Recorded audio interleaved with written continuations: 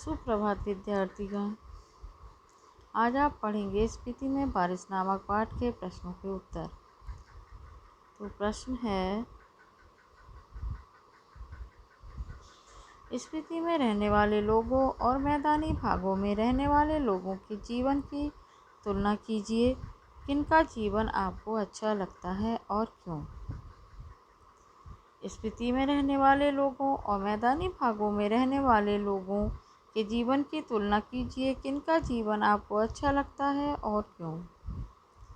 उत्तर है, लेखक के अनुसार मैदानी भागों में रहने वाले लोगों के जीवन व स्पीति में रहने वाले लोगों के जीवन में जमीन आसमान का अंतर है। पहला पॉइंट है, स्पीति के लोग आधुनिक सुख सुविधाओं से वंचित रहते हैं। स्पीति में न तो आवागमन के साधन हैं और न संचार के साधन हैं, पर मैदानी भागों के लोग आवागमन व संचार के साधनों का पूरा लाभ उठाते हैं तथा सुख सुविधाओं से भरा जीवन यापन करते हैं। अगला पॉइंट है,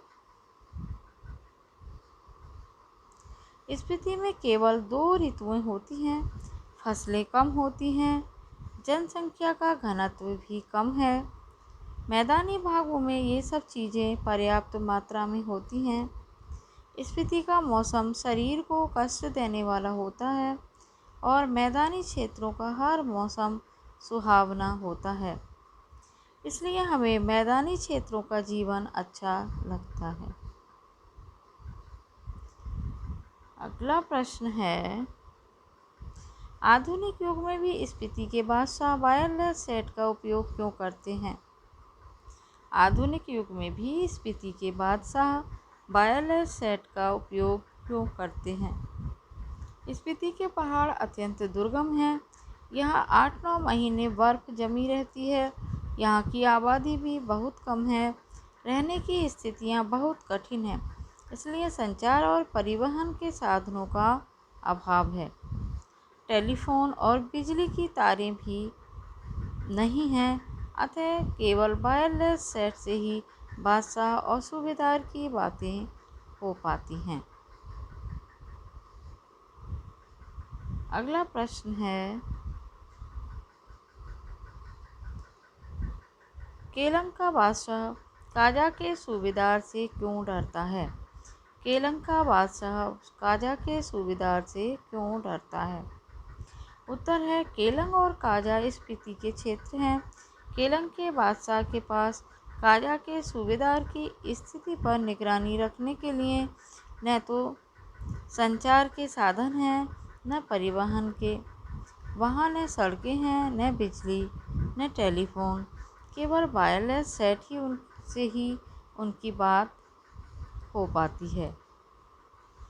केलंग और काजा के बीच 170 मील की दुर्गम दूरी है। उसे पार करने में महीनों लग जाते हैं। अतः केलंग के बादशाह को डर लगा रहता है कि कहीं काजा का सूबेदार विद्रोह न कर दे। अतः केलंग के बादशाह को डर लगा रहता है कि कहीं काजा का सूबेदार विद्रोह न कर दे। अगला प्रश्न है, स्पीति के लोग किसी आक्रमणकारी से अपनी सुरक्षा कैसे करते हैं? स्पीति के लोग किसी आक्रमणकारी से अपनी सुरक्षा कैसे करते हैं?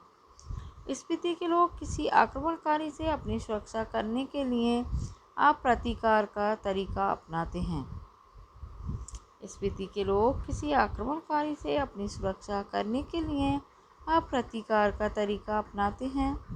वे उससे लड़ने के लिए इकट्ठा नहीं होते, बल्कि वे चागमा का तना पकड़कर आँख मीचकर बैठ जाते हैं और जब आक्रमणकारी का संकट गुजर जाता है तब वे उठकर वापस आ जाते हैं। जब आक्रमणकारी का संकट गुजर जाता है तब वे उठकर वापस आ जाते हैं। अगला प्रश्न है, स्पीति के जनजीवन में प्रसन्नता लाने के क्या उपाय हो सकते हैं? स्पीति के जनजीवन में प्रसन्नता लाने के क्या उपाय हो सकते हैं? उत्तर है स्पीति अत्यंत दुर्गम क्षेत्र है, यहाँ पर्यटक भी नहीं आते। यहाँ बूढ़े लामा जाप करते रहते हैं, इसलिए यहाँ की पहाड़ियाँ उदास रहती हैं।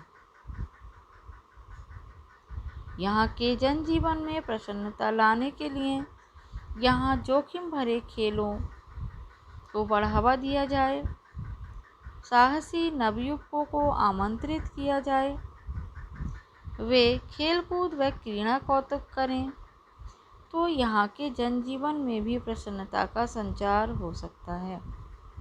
एक बार फिर बच्चों, स्पीति के जनजीवन में प्रसन्नता लाने के क्या उपाय हो सकते हैं?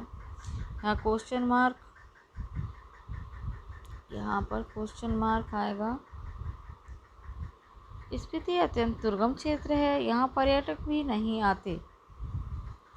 स्पीति अत्यंत दुर्गम क्षेत्र है, यहाँ पर्यटक भी नहीं आते। यहाँ बूढ़े लामा जाप करते रहते हैं, इसलिए यहाँ की पहाड़ियाँ उदास रहती हैं। यहाँ के जनजीवन में प्रसन्नता लाने के लिए यहाँ जोखिम भरे खेलों को बढ़ावा दिया जाए, साहसी नवयुवकों को आमंत्रित किया जाए, वे खेलकूद व क्रीड़ा कौतुक करें, तो यहाँ के जनजीवन में भी प्रसन्नता का संचार हो सकता है। धन्यवाद।